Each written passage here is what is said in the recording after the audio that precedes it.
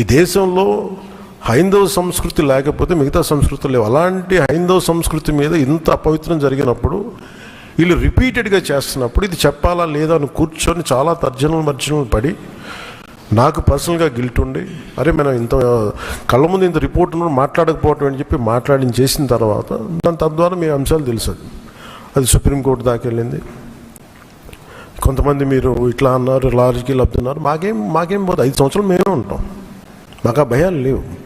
కానీ దీన్ని కరెక్ట్ చేయకపోతే ఎందుకు మాకు ఉంది అంటే దీనికి నేపథ్యం అసలు వీళ్ళని మీరు ఎగ్జామిన్ చేయాలి.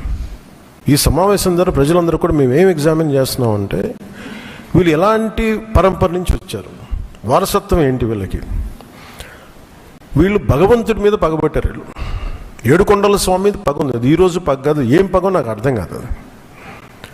అది 7 కొండలు అంటాం. 7 కొండలు ఎందుకు, నీకు 2 కొండలు చాలు.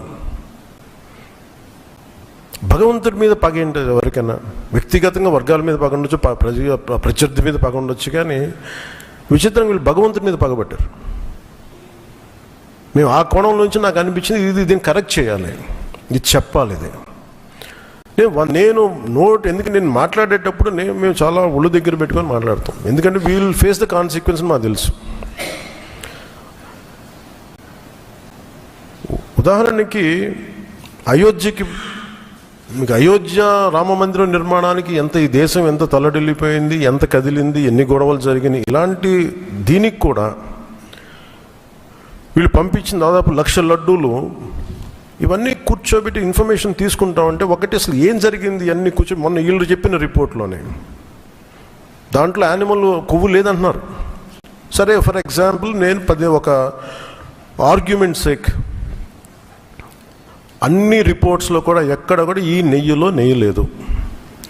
59,70,000 పైచిలుకు కిలోలు 59,70,000 కిలోల నెయ్యి మీరు ఇది ఈ కల్తీ అసలు కల్తీ నెయ్యి అని కూడా దీన్ని కల్తీ వనస్పతి, కల్తీ ఈ పామాయిల్ అనాలి దీన్ని.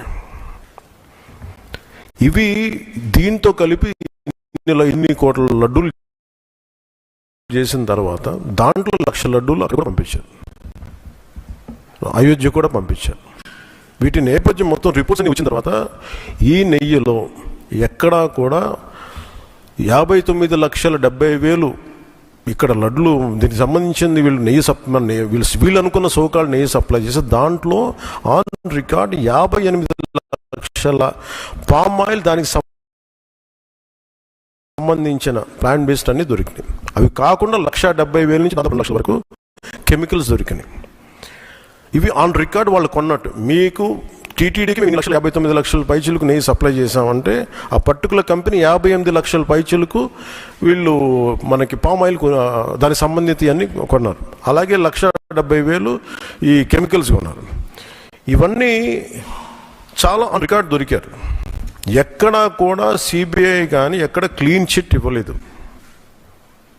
క్లీన్ చిట్ ఎక్కడ ఇవ్వలేదు. వాళ్ళు వెరీ క్లియర్ కట్గా చెప్పింది ఈ నెయ్యిలో పూర్తిగా ఇది ప్లాంట్ బేస్డ్, అంటే దీంట్లో నెయ్యి మన పాల నుంచి పాల కొవ్వు నుంచి రావాల్సింది, దీంట్లో ఇది లేదు.